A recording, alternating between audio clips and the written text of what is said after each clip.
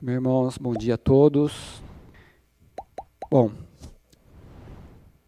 nosso tema hoje é uma visão panorâmica, vida eterna, uma visão panorâmica. Ou seja, uma visão bem, digamos assim, superficial daquilo que seria a vida eterna, mesmo porque é algo tão elevado, tão grande, que nós não teríamos capacidade para expor exatamente o que ela é. Até pensei em um outro título, trailer do mundo vindouro, né? O que é um trailer, né? Você vai ver um filme, vai ver alguma coisa, você vê aquelas cenas, falou, esse é bom, esse eu quero participar, né? Ou então um spoiler da próxima vida, né? Porque o spoiler é aquilo que é algo que um livro, um filme, que alguém conta algo que vai acontecer, mas é algo importante que quem vai ver não deveria estar sabendo antes de assistir ou de ler. Mas o fato é que achei esse tema mais interessante. E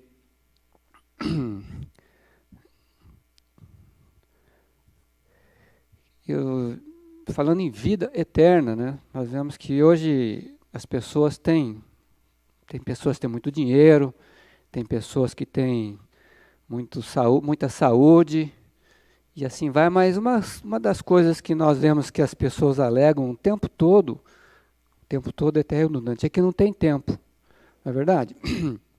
Quantas vezes você já não falou, até mesmo talvez essa semana, não tive tempo, não deu tempo, não tenho tempo, vejo mesmo lá na chácara, tantas coisas eu quero fazer, mas eu quero fazer isso, mas não dá tempo, quero fazer aquilo, mas não dá tempo, não é mesmo? Na nossa vida não é assim? E eu lembro que em 1990, quando chegaram os computadores lá na empresa que eu trabalhava, o gerente me chamou lá e me mostrou lá um comando. Falou, Valquírio, olha aqui, você digita tal palavra, aí a palavra está errada, você dá um Ctrl Z, desfaz aquilo que você fez, você não precisa fazer tudo de novo. Eu falei, não acredito, existe isso?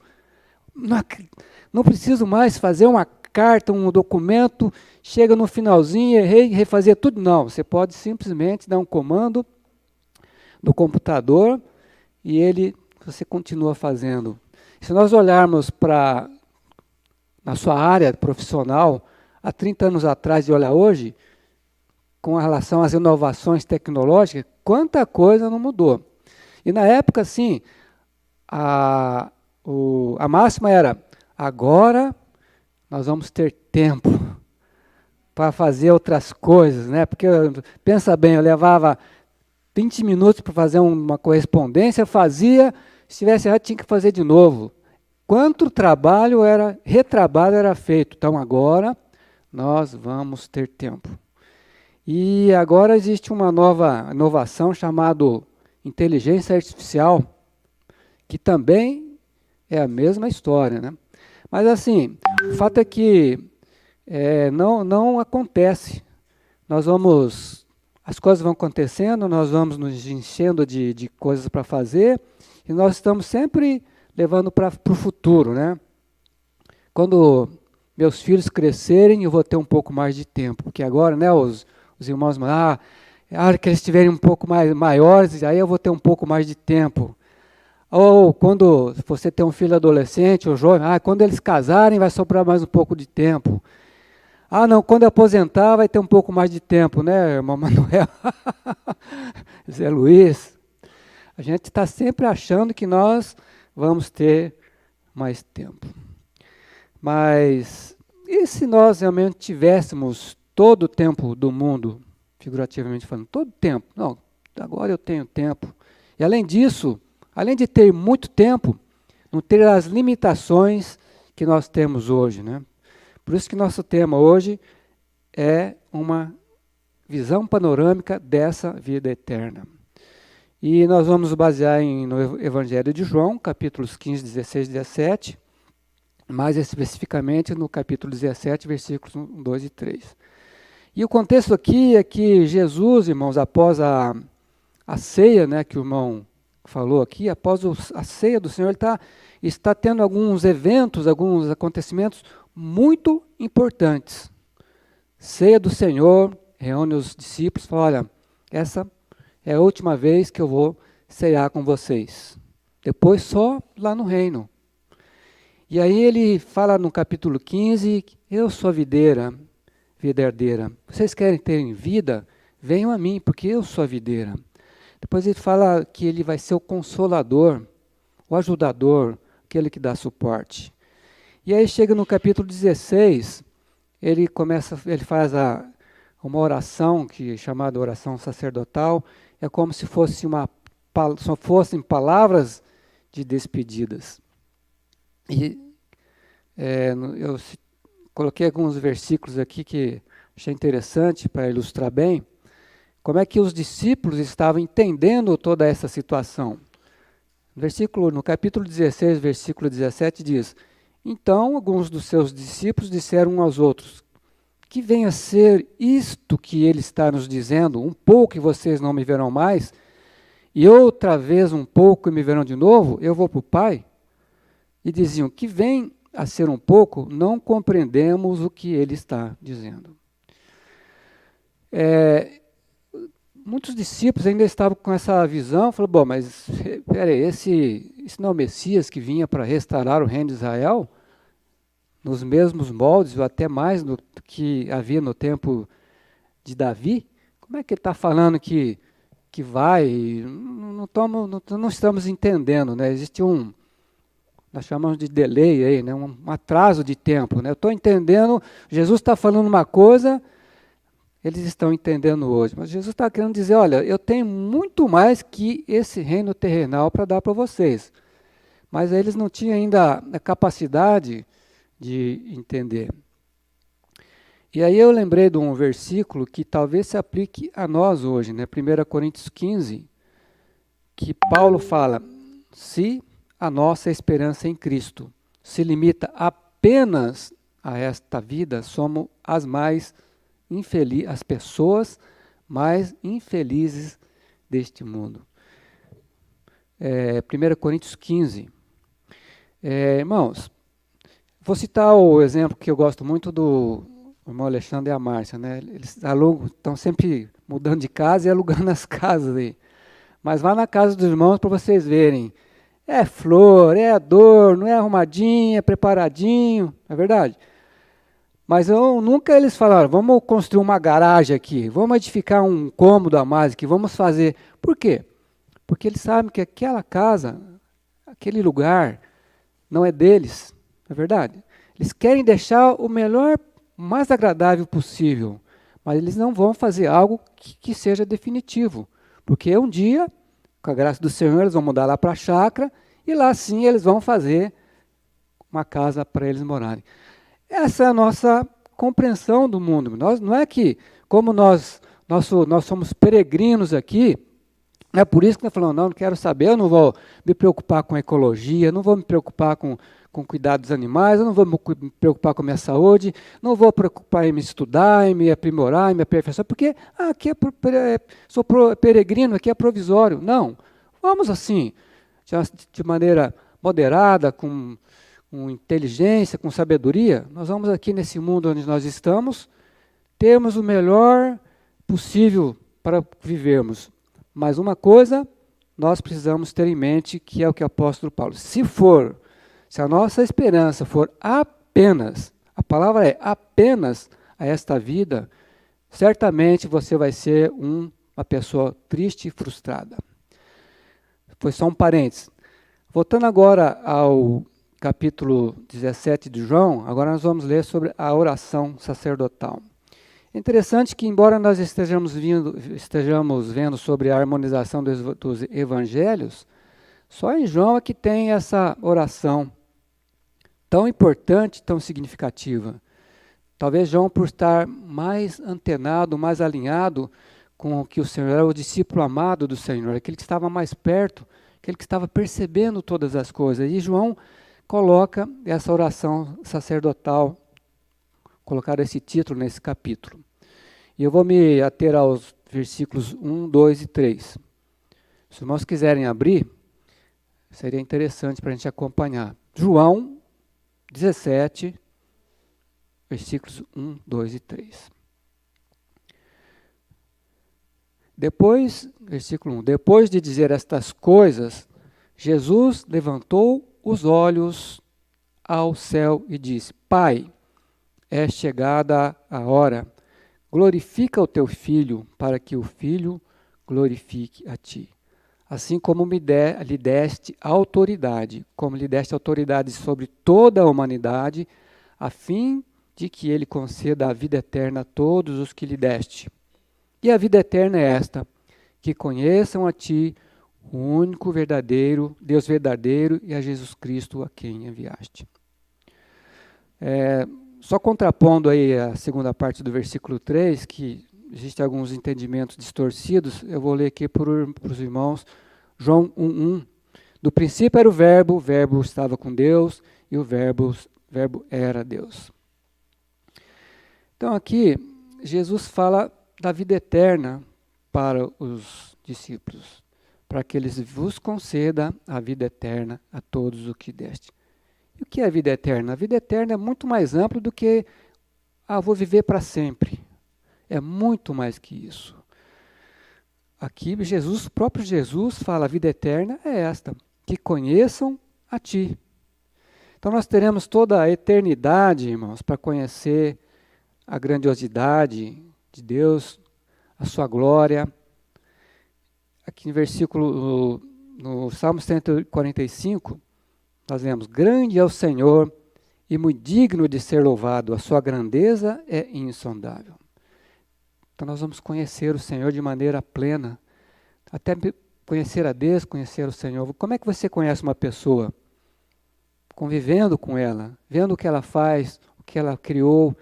Irmão, nós vamos ter a eternidade para conhecer o Senhor. E não só no nosso corpo atual, mas nós vamos estar com o corpo glorificado.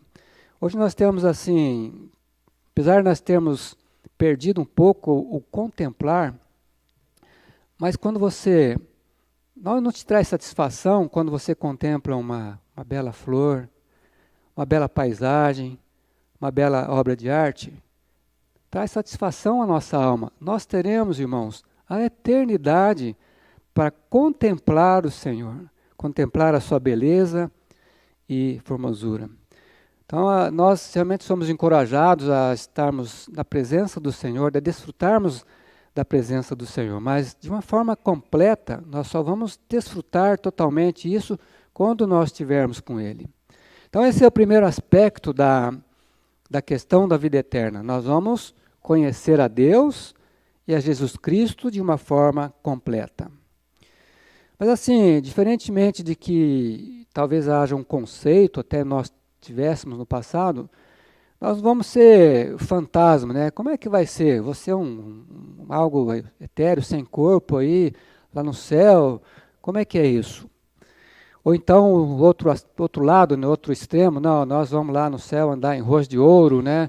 Mansão celestial. Na verdade, Paulo, ele dá algumas informações a respeito disso aí. E eu gostaria que os irmãos lessem comigo em 2 Coríntios 5, do versículo 1 ao 4. Como é que vai ser o nosso corpo? Como é que nós seremos, então, nessa vida eterna? 2 Coríntios 5.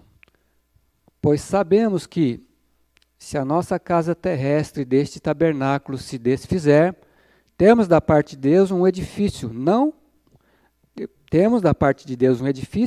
uma casa não feita por mãos humanas, eterna nos céus. E por isso, neste tabernáculo, gememos, desejando muito ser revestido da nossa habitação celestial. Se de fato fomos encontrados vestidos e não nus. Pois nós, o que estamos neste tabernáculo, gememos angustiados, não por querermos ser despidos, mas revestidos para que o mortal seja absorvido pela vida. Entenderam, irmãos? Para que o mortal seja absorvido pela vida. 2 Coríntios, capítulo 4, versículo 16 e 18. Ainda nessa questão do nosso corpo. Por isso, não desanimamos. Pelo contrário, mesmo que o nosso ser exterior se desgaste, o nosso interior, nosso ser interior se renova de dia em dia. Porque a nossa leve e momentânea tribulação produz para nós um eterno peso de glória, acima de toda comparação. À medida em que não olhamos para as coisas que se veem, para as que não se veem, porque as coisas que se veem são temporais, mas as que não se veem são eternas. Só uma informação, eu estou lendo os versículos na versão Nova Almeida atualizada, tá? Por isso pode ser que tenha alguma diferença com o que os irmãos estão lendo. Então aqui nós vemos que o nosso ser exterior, ou seja, o nosso corpo físico, ele vai desgastando, né? Estava ainda comentando com a Roseli hoje de manhã, falei, mas você precisa tomar um remédio para isso, você precisa... Irmãos, quer queira, quer não, vai chegar uma hora que o nosso tabernáculo terrestre vai se deteriorar. Por isso que o Paulo fala assim, que a nossa leve e momentânea tribulação. Talvez você falar para alguém que está num sofrimento grave, mas leve? Como assim leve? Não é leve. É leve se comparar com a eternidade. Talvez a pessoa esteja vendo só o momento atual e acha pesado demais. Se você comparar com a eternidade, tudo que nós passarmos hoje pode ser considerado leve. E 1 Coríntios 15, também convido os irmãos para ler comigo, 15, versículos 33 e 44, a 44. Ainda falando da questão dos corpos celestiais. 1 Coríntios 15, 35 e 44, então. Mas alguém dirá, como é que os mortos ressuscitam e que com que corpo virão? Insensato! O que você semeia não nasce se primeiro não morrer. E quando semeia, você não semeia o corpo que há de ser, mas o simples grão, como de trigo ou de qualquer outra semente. Mas Deus lhe dá o corpo como Ele quer dar, e cada uma das sementes dá o seu corpo apropriado. E nem toda a carne é a mesma. Porém, uma é a carne dos seres humanos, outra a dos animais, outra a das aves e outra a dos peixes. Também há corpos celestiais e corpos terrestres. E sem dúvida, uma é a glória dos celestiais e a outra a dos terrestres. Uma é a glória do sol, a outra a glória da lua e a outra a das estrelas. Porque até entre estrela e estrela há diferenças de glória. Pois assim também é a ressurreição dos mortos. Semeia-se o corpo na corrupção, ressuscita na incorrupção. Semeia-se em desonra, ressuscita em glória. Semeia-se em fraqueza, ressuscita em poder. Semeia-se corpo natural, ressuscita corpo espiritual. Se há corpo natural, também há corpo espiritual. Então, irmãos, nós teremos um corpo transformado, glorificado. Não podemos esquecer que existe um homem na glória. Nós estamos até cantando, temos um hino que nós cantamos a respeito, né? O Senhor Jesus foi ascenso no seu corpo de glória aos céus. Então, nós teremos corpo sim, aqui é o que a palavra diz. 1 João 3,2 diz, amados, agora somos filhos de Deus, mas ainda não se manifestou o que havemos de ser. Sabemos que, quando Ele se manifestar, seremos semelhantes a Ele, porque havemos de vê-lo como é. Então, primeiro aspecto da vida eterna, conhecer a Deus e a Jesus Cristo. Segundo aspecto, nós teremos um corpo transformado, glorificado, não esse corpo cheio de problema, de doença, de limitações. E o terceiro aspecto, questão da natureza restaurada. Que vou entrar num ponto que fala da restauração da natureza. Olhando para Gênesis 1, irmãos podiam abrir lá também para acompanhar, versículo 28 a 30, fala da questão da ordenação do Senhor para a questão dos animais. E Deus, Gênesis 1, 28, e Deus os abençoou e lhes disse: sejam fecundos, multipliquem-se, encham a terra e sujeitem-na, tenha domínio sobre os peixes do mar, sobre as aves do céu e sobre todo animal que rasteja pela terra. E Deus disse ainda: eis que tenho dado todas as ervas, que dão semente e se acham na superfície de toda a terra, e todas as árvores em que há fruto que dê semente, isso servirá de alimento para vocês.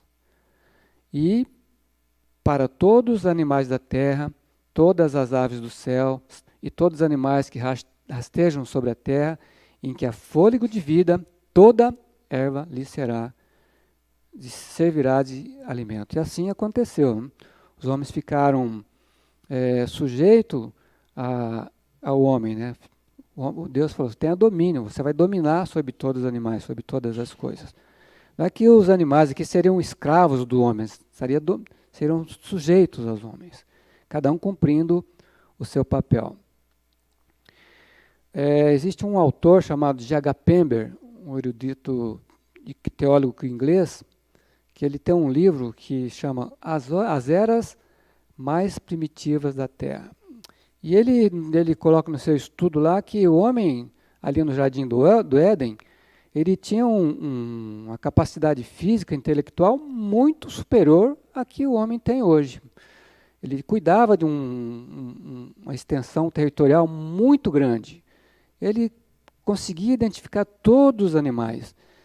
E se a gente olhar assim para a natureza, agora eu vou inferir aqui algumas coisas, você olha para alguns animais que ele tem algumas características que suplantam a do homem, né? Por exemplo, você vê a águia.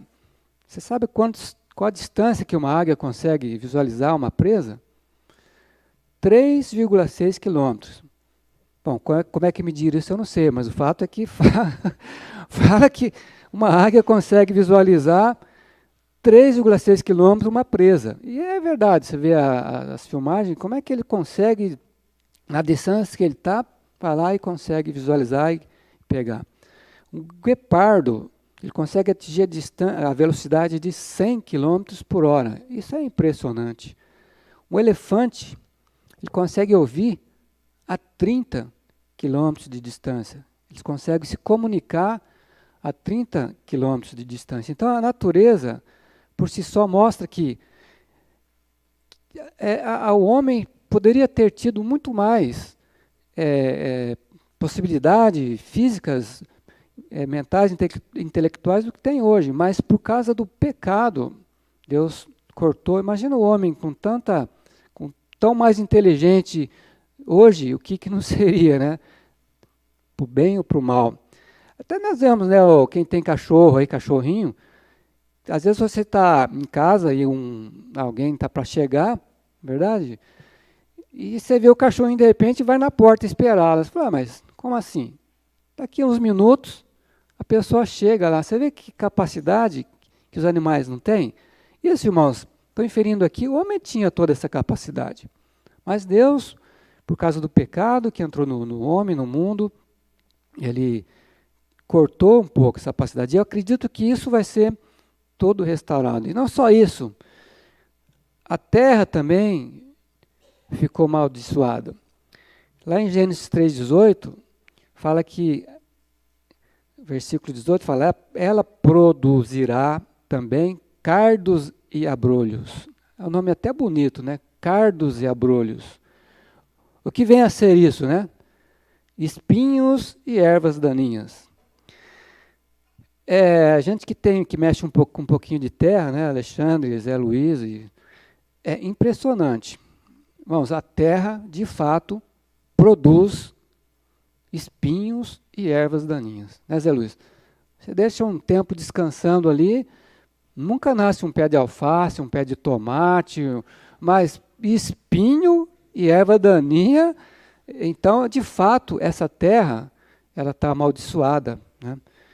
E aí, irmãos, indo para Gênesis 9, você vê que parece que havia uma harmonia, apesar do homem estar sujeitando, tendo domínio sobre todas as coisas, mas até então, até Noé, existia uma harmonia entre os animais. Tanto é que, por causa da queda, de mais uma queda, Deus julga a terra com água e guarda alguns exemplares para a semente de cada animal.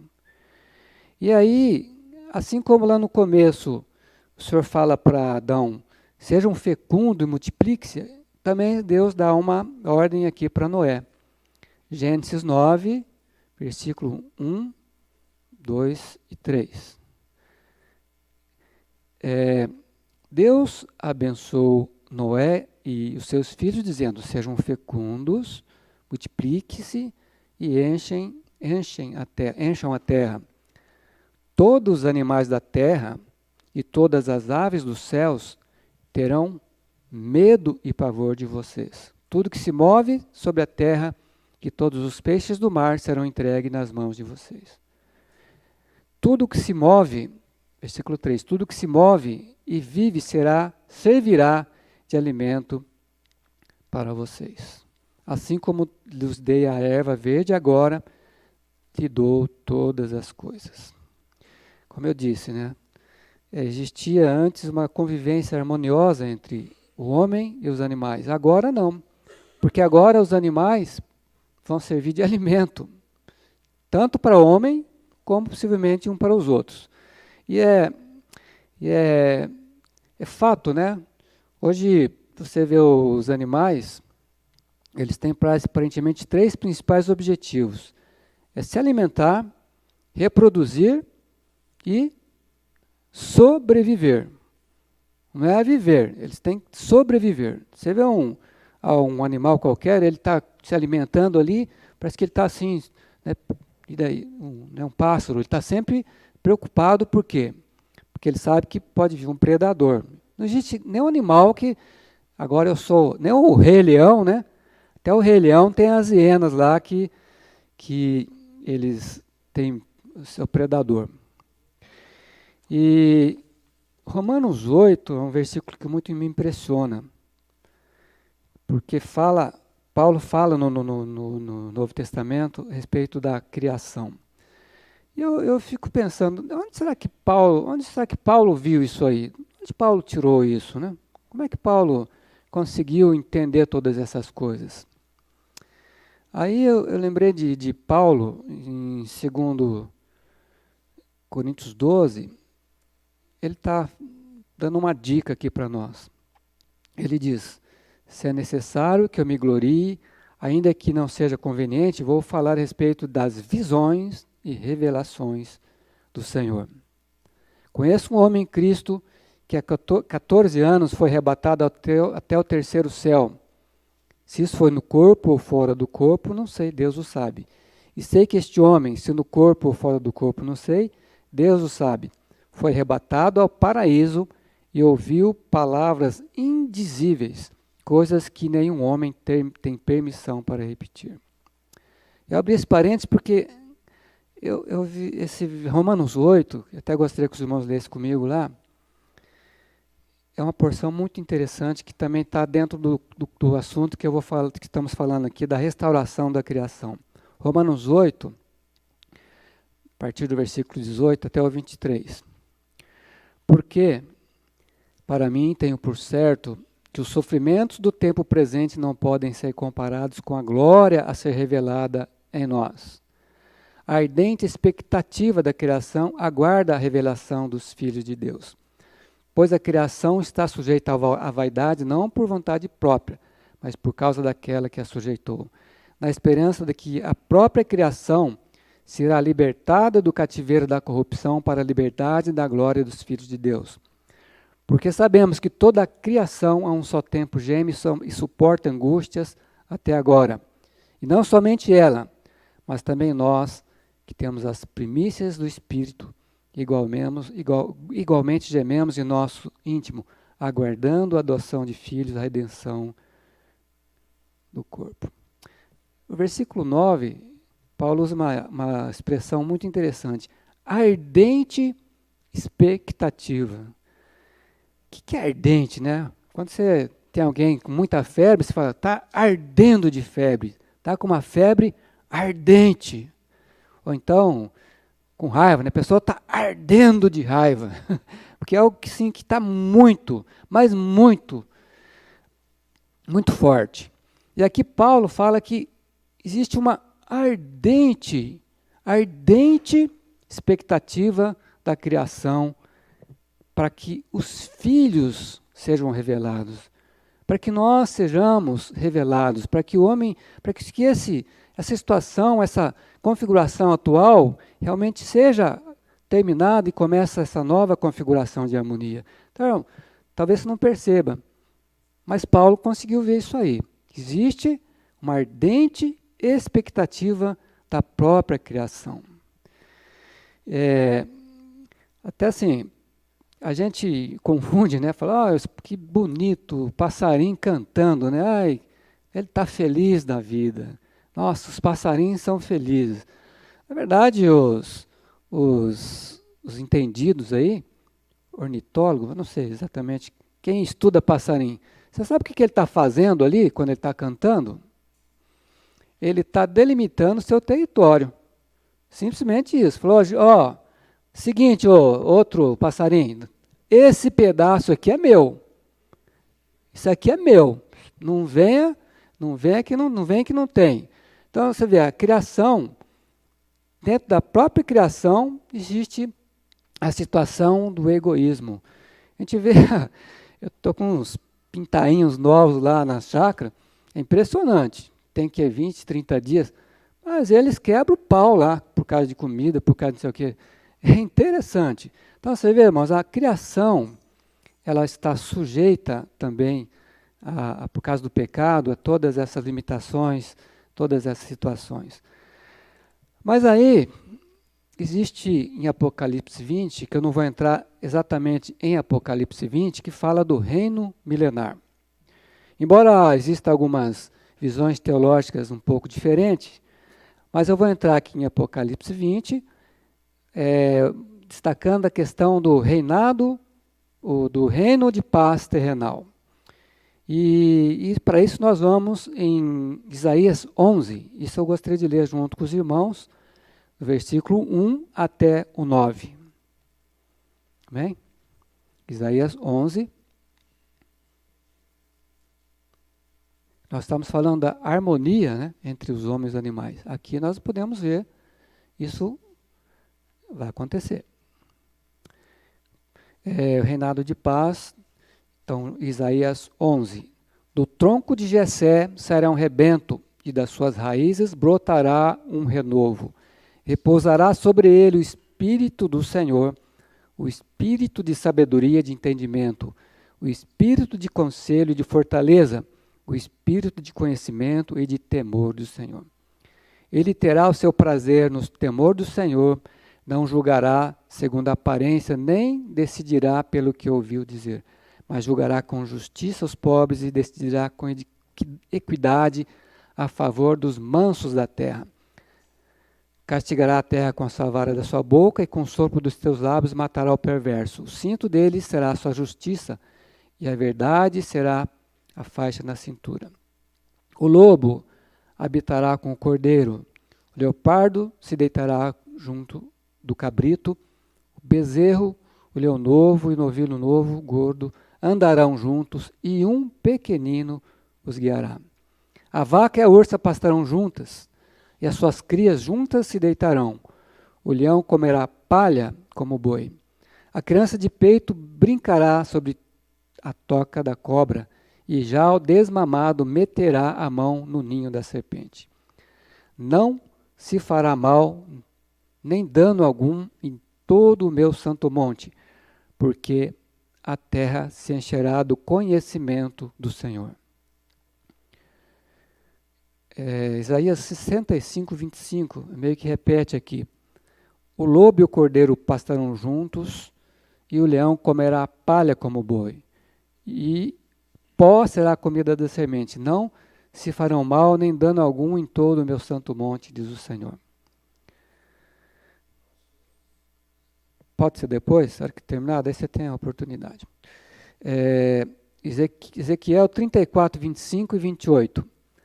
E farei com eles um convênio de paz, e farei cessar as feras selvagens da terra, e habitarão no deserto seguramente, e dormirão nos bosques, e não mais servirão de presa aos gentios. As feras da terra nunca mais os devorarão, e habitarão seguramente, e ninguém haverá que os espante.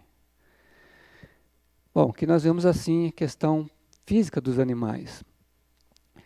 Mas a questão é que a palavra fala também em Apocalipse que as criaturas, todas, sem exceção, louvarão ao Senhor. E aí nós temos em Apocalipse 5,13, diz o seguinte: então ouvi que toda criatura que há no céu e sobre a terra, debaixo da terra e sobre o mar, tudo que neles há, estava dizendo: aquele que está sentado no trono é o Cordeiro, seja o louvor, a honra, a glória e o domínio para sempre. Amém? Sobre esses tópicos, irmãos, de milênio, depois, se os irmãos quiserem, existe no YouTube um material do irmão do Luiz Saião, que ele fala como será o milênio. É interessante ouvir. Também existe um áudio do G.H. Pember falando sobre os animais, especificamente. Eu dei apenas uma pincelada aqui. E também Escriba Versados de destino dos animais na profecia bíblica. E para terminar, nós teremos o novo céu e a nova terra. Nós podemos abrir lá em Apocalipse 21, irmãos. Apocalipse 21, 1 a 6.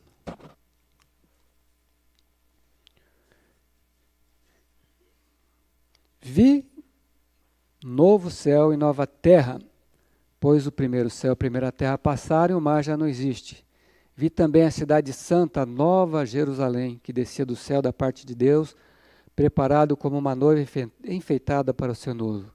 Então ouvi uma voz forte que vinha do trono e dizia: eis o tabernáculo de Deus com os homens, ou com os seres humanos. Deus habitará com eles. Eles serão povos de Deus, e Deus mesmo estará com eles, e Ele será o Deus deles.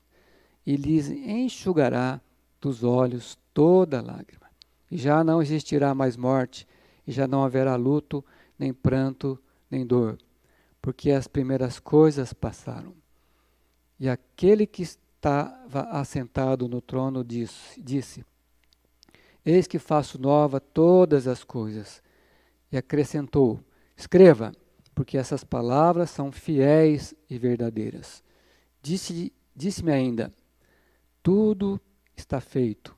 Eu sou o Alfa e o Ômega, o princípio e o fim. Eu, a quem tem sede, darei de graça da fonte da água da vida. Aleluia. Termina, é um bom final, não é, irmãos? Que final maravilhoso. Aqui diz: eles serão povos de Deus, e Deus mesmo estará com eles, no versículo 3. Depois no versículo 4, e lhes enxugará dos olhos toda lágrima, e já não existirá mais morte, nem haverá luto, nem pranto, nem dor. Acho que não existe mais nada triste do que a morte, né? Algo que a gente não consegue. O homem, desde que nasceu, né, enquanto o Senhor não voltar, sabe que é fato, né? Mas não chega a hora, a gente não consegue entender. Por quê? Porque Deus colocou a eternidade no coração do homem. Está dentro de nós, irmãos. Isso é eterno. E isso nós seremos, graças a Deus. Pela obra do Senhor, pela obra redentora do Senhor, nós temos essa possibilidade. Para finalizar, gostaria de ler com os irmãos o Salmo 148, que fala desse louvor conjunto entre toda a criação. Podemos ler juntos, irmãos? Gostaria que os irmãos lessem em voz alta também. Salmo 148, versículo 1 a 13. Pronto? Já o Zé Luiz está achando ali. Ele tem uma voz grave, ele faz volume. Né? Todos os anjos. Começa novamente. Louvem Adonai desde os céus, louvem-no nas alturas, louvem-no todos os anjos, louvem-no todos os seus exércitos, louvem-no o sol Amém. E a lua, louvem-no todas as estrelas brilhantes, louvem-no o mais alto céu e as águas acima dos céus, louvem o nome de Adonai, porque ele mandou e eles foram criados, estabeleceu-os para sempre, deu uma lei a qual eles precisam conformar-se. Louvem Adonai desde a terra, o mar, monstros e abismos da água, fogo e granizo, neve e vapor, ventos tempestuosos que obedecem à sua palavra, montanhas e todos os outeiros, árvores frutíferas e todos os cedros, animais selvagens e todo o gado, répteis rastejantes, pássaros voadores, reis da terra e todos os povos, príncipes e todos os governadores da terra, jovens e também moças, velhos e crianças. Louvem o nome de Adonai, porque somente seu nome é exaltado. Sua glória está acima de toda a terra, quanto do céu. Fez crescer o poder do seu povo, concedeu louvor a todos os seus fiéis, aos descendentes de Israel, um povo que está próximo a ele. Aleluia. Amém. Amém. Louve o nome do Senhor, pois só o seu nome é exaltado, e sua glória está sobre toda a terra. Então, irmãos, essa é uma, como eu disse no título, é uma visão panorâmica do reino. Obviamente que isso é um assunto muito mais complexo, muito mais rico.